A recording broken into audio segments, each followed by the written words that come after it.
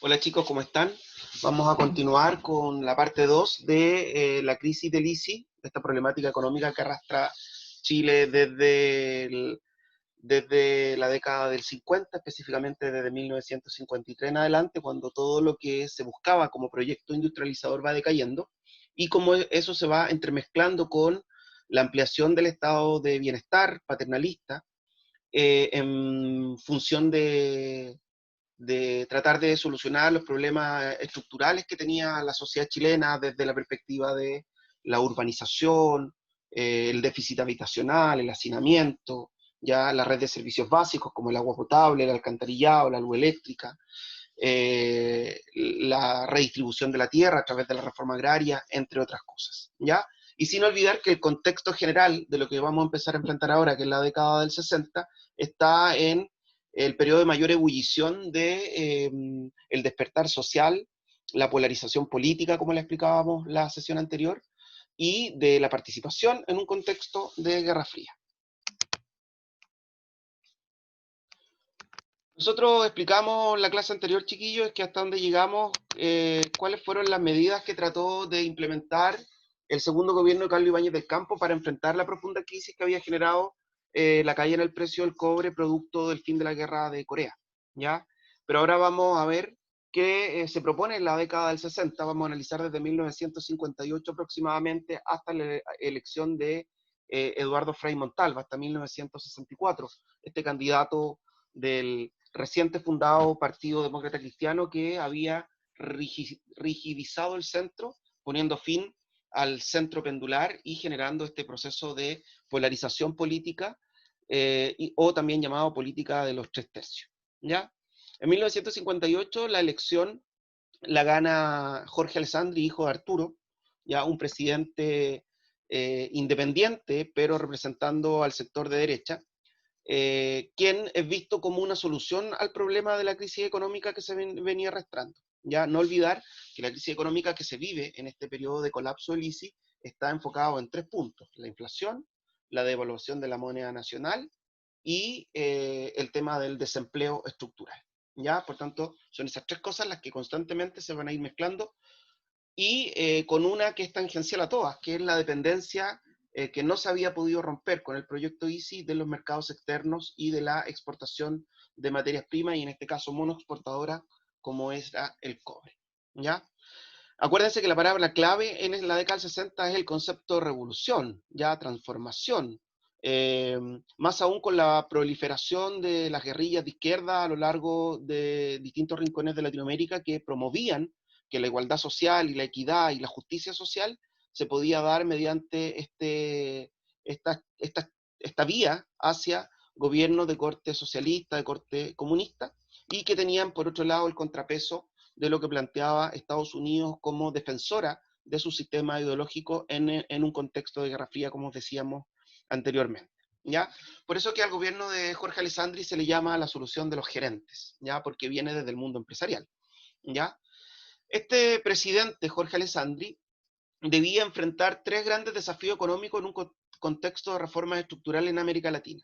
Pero para entender este contexto tenemos que no olvidar que Chile viene de un proceso que se ha ido construyendo a lo largo del siglo XX, que es un aumento en la participación electoral de diversos grupos que antes habían estado excluidos, como las mujeres, ya como los sectores proletarios, y de un fuerte peso electoral de las clases medias que habían llevado a tres gobiernos mesocráticos como son los gobiernos eh, radicales, ¿ya?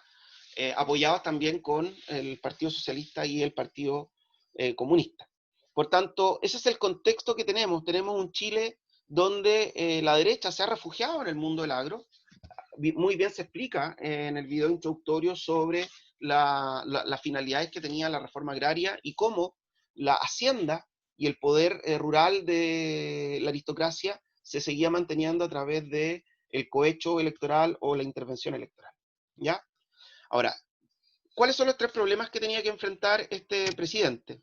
Primero, tenía que poner en marcha la reforma agraria. ¿Ya? Acuérdense que esto es uno de los elementos que viene promovido desde Estados Unidos, ¿ya? Y era vista como una de las formas para tratar de solucionar dos cosas. Primero, el tema de darle vitalidad a la actividad agrícola, siempre la hemos definido como la hermana pobre del sistema económico nacional, más allá de ese ciclo exportador de trigo que tuvo durante el siglo XIX, producto de la fiebre del oro, ¿ya? O de este salvavidas que él generó como mercado interno en la era de oro del salitre, ¿ya? Pero así todo, durante gran parte de la primera mitad del siglo XX, la agricultura crecía a un ritmo menor de lo que crecía la población, por tanto su carácter productivo era bastante bajo. Habían grandes cantidades de tierra concentrada en pocas manos, las que además estaban sin producir. ¿Ya? Por tanto, la reforma agraria lo que busca, en primer lugar, es aumentar la productividad del agro. Y lo segundo es un tema de justicia social también, en función de romper con los lazos señoriales que aún se mantenían en la hacienda entre el señor feudal y sus peones e inquilinos. ¿Ok? Ya. Por eso, chiquillos, que conjuntamente con esta antecedentes que le acabo de mencionar, también hay una importante presión de la Iglesia Católica en el contexto del Concilio Vaticano II y en lo que es la doctrina social de la Iglesia. Ya en el video introductorio también se explica muy bien eso. Es muy importante que lo vean en ese reportaje que hizo Televisión Nacional sobre los 50 años de la reforma agraria. ¿Ya? Y obviamente que gran parte de este proyecto de reforma estructural centrada en la reforma agraria va a ser financiada por la Alianza para el Progreso, como también lo explicamos en otras clases. ¿Ya? Importante decir, chiquillos, que la reforma agraria va a estar en los tres gobiernos que vamos a analizar, que es el de Alessandri, el de Frei y el de Allende, cada uno con su propia ley y cada uno con sus propias características. El segundo gran desafío tenía que ver con la dependencia respecto a los ingresos de la minería, ¿ya? Que era un proyecto que venía estructurándose desde que se implementa el ICI. ¿Ok? Sobre todo considerando que los principales capitales que explotaban el cobre eran empresas estadounidenses. Ya no hay ninguna acción concreta del Estado en materia del cobre, como era el caso de la Anaconda y la Conecot.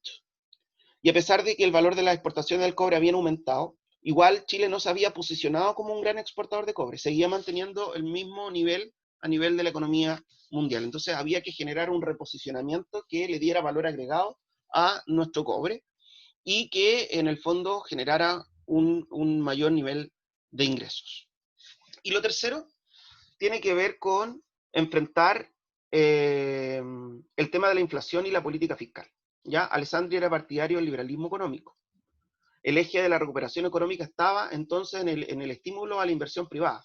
O sea, para Alessandri no era el Estado el responsable de generar inversión para la recuperación económica, como se había planteado desde los gobiernos radicales en adelante a través del proyecto ICI, que tenía como eje al Estado, y también desde la perspectiva del estado de bienestar o benefactor.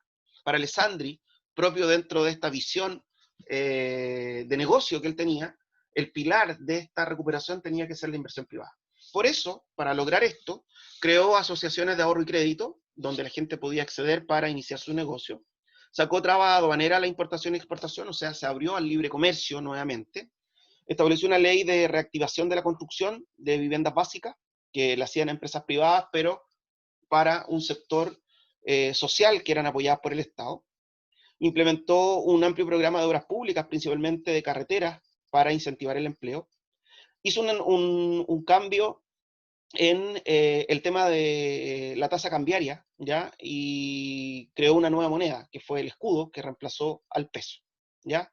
Y también estableció que los reajustes de sueldo no se realizarían de acuerdo a la inflación, sino en base a las ganancias y a la productividad que tuviera la empresa, ¿ya? Lo cual en el fondo significó, de alguna u otra manera, un congelamiento de los precios, ¿ya? Perdón, un congelamiento de los sueldos. No hay reajuste a los sueldos porque los indicadores son negativos y la inflación es muy alta. Por tanto, el principal indicador para reajustar los sueldos, que era la inflación, queda fuera.